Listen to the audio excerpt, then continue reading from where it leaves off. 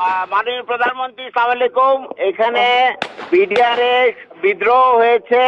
আমি আছি দরবার হলে, আমার অফিসারদের সহ আমাদেরকে ঘেরাও করে গুলি করছে ওরা। আমাদের অস্ত্র নাই, এই জন্য আমরা জবাব দিতে পারছি না।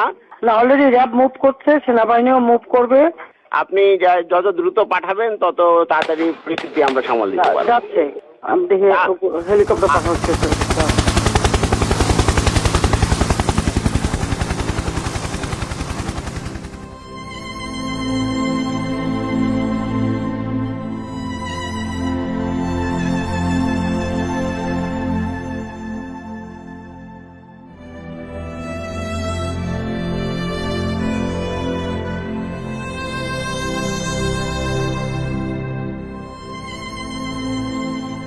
25শে ফেব্রুয়ারি 2009 সেদিন আনুমানিক সকাল 9টায় আমি ফোন কল পাই পিলখানা থেকে, এবং তখন সেই ফোন কলের মাধ্যমেই জানতে পারি যে পিলখানাতে আমাদের সামরিক অফিসাররা আক্রান্ত হয়েছেন।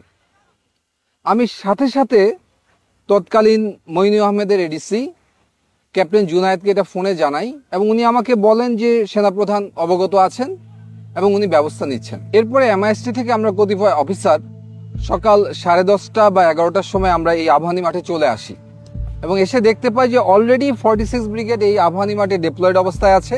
শুধু আবাহনী মাঠেই না, 46 ব্রিগেডের একটি অংশ এই মেডিনোভার সামনে এই রাস্তায় পিছনের গলিতে ভারী অস্ত্রশস্ত্র নিয়ে সকাল 10:30 থেকে অপারেশন পরিচালনা করার জন্য রেডি ছিল। এর বাইরেও পিলখানার 3 নম্বর এবং 5 নম্বর গেটে র্যাবের একটি সেকশন এবং একটি প্লাটুন অপারেশন রেডিনেস অবস্থায় ছিল। আর আমি ঠিক এখানে যেখানে দাঁড়িয়ে আছি সেখান থেকে মাত্র 300 গজ দূরে ওই যে গাছটি দেখা যায় সেটি হচ্ছে পিলখানার গেট।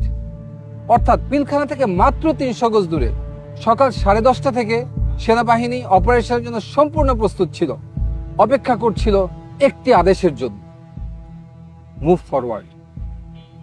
সে আদেশটি আর আসেনি।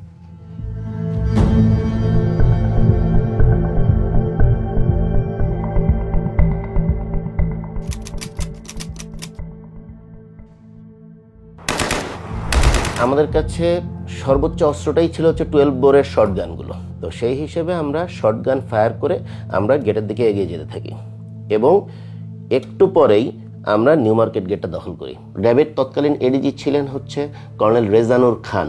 স্যারকে ফোন দেই যে